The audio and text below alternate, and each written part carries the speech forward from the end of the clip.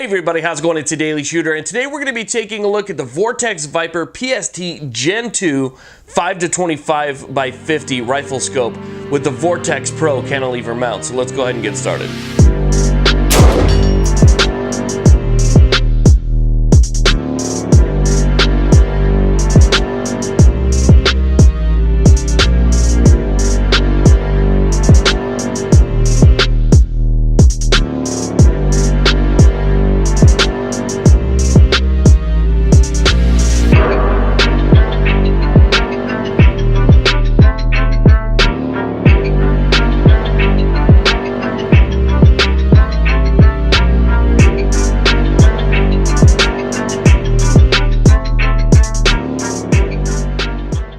Now, before we get started, I want to let you know that this scope was sent to the channel by Optics Planet. They're a huge supporter of the channel, so I try and support them as well. And for a limited time, they've actually doubled my discount code that I can give to you guys. So typically it's TDS5, you get 5% off your entire order.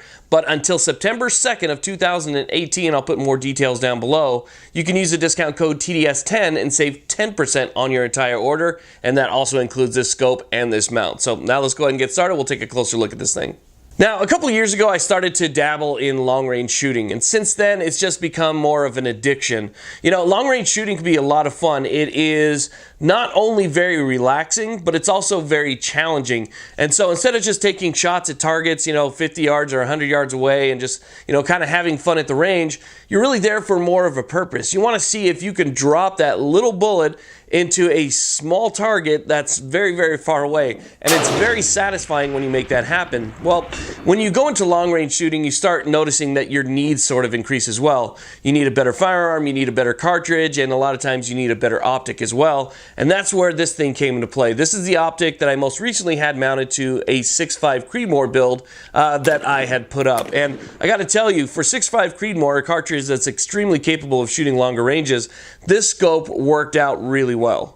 Alright, now let's go over some of the details and features. This is a second focal plane scope with an MOA reticle. They also sell it in first focal plane with both MOA and mil-dot reticles, but you want to kind of figure exactly what's going to fit your needs the best. Because for me, long-range shooting, I decided to go with a second focal plane reticle due to the fact that it does not enlarge as I go through my magnification range. So the reticle looks exactly the same on 5 power as it does on 25 power. So if you're shooting longer ranges, that means that the amount of coverage that you're going to have on your target is going to be exactly the same all the way through your magnification range, where in first focal plane, as you adjust your magnification higher and higher, the reticle actually gets bigger and bigger inside your viewing window, and that can cover up more of the target at longer ranges. So you kind of have to balance whether or not you want a first or second focal plane, depending on exactly what you're going to be using it for. Very fine precision shots, you might want to consider second focal plane.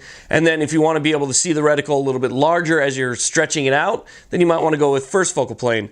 Now, this does have an illuminated reticle. It's very nice, it's very bright, it's got several different settings with an off setting in between each setting. So you don't have to bring it all the way back to 0 and then adjust to your magnification range. You can be in setting 9 and then go in between 9 and 8, and it's going to be off, and then go down to 8 and it's going to be on again. And so that's nice. But keep in mind that batteries in optics like this do not last very long. As a matter of fact, I actually left this on by accident for like 2 days, and by the time I grabbed the rifle, it was already dead. Granted, it was probably on the highest setting at that point, but keep some extra batteries around in case you want to, switch that out and use that. This also has a really nice parallax adjustment. Goes all the way from 25 yards all the way out to infinity. So it's set up really nice. Now, this scope is not a cheap scope. This is not a budget scope. This scope right here is meant for those people who really wanted to get into something a little bit more serious. You've been saving your money, you have a really nice rifle, and you don't want to put a cheap scope on it. It's something that you hear a lot of people talk about is having a rifle that's worth a decent amount of money, and then somebody throws a $99 scope on it. You're just not getting the best out of that rifle with that scope. This has extremely clear glass, it's multi-coated, it's fog-proof, it's shock-proof, and it really is a tough tested scope that you can use on just about anything. Now, the body of this scope is Type 3 hard anodized coated, which is nice. It's going to give it good corrosion resistance. It's got a great matte black finish to it, which is the same for the Vortex Pro cantilever mount. Also Type 3 hard anodized coated with a matte black finish, so there's no glossy surfaces anywhere here. It just really does look nice. And this cantilever mount is fantastic. It has kind of a small footprint, so it's perfect for your AR tops, even a lot of your bolt action rifles that might have a Picatinny rail on it, which gives you just a little bit of surface to grab onto.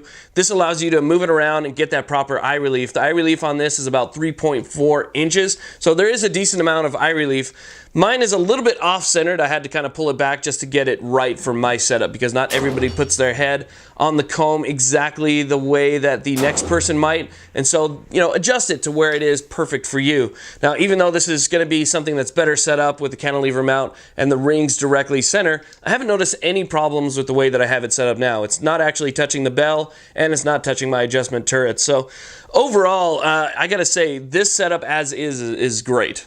Now, when it comes to scopes, what do most of us look for? You probably look at the same thing that I do when you first pick one up. You pick it up, you hold it in front of you, you look through it, you look at the reticle, you see how clear it is, and then you look for what? You look for clear glass, you look for good light transmission, and then you look for good edges. That's what I look for every time I pick up a scope. How nice is the scope around the edges? Because chances are when you zoom in, those edges are going to get even worse if they're already bad. If the scope doesn't allow a bunch of light in, when you zoom in, it's going to get even worse and you're not going to be able to see your target. It's going to look dark, fuzzy. It's not going to be good for color. It's going to turn a little bit gray. And so you can actually see in different scopes of different values the better color, the better light transmission, the better glass, and you're going to get a better surface, that allows you to see your target and kind of just transmit all that information back to your eye.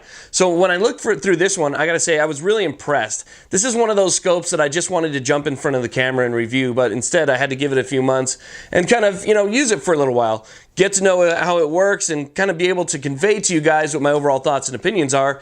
And it's one of the best scopes that I have ever used. It's one of the nicest scopes that I've used for sure. It has really nice, big, easy to use turrets. These turrets are easily re-zeroable.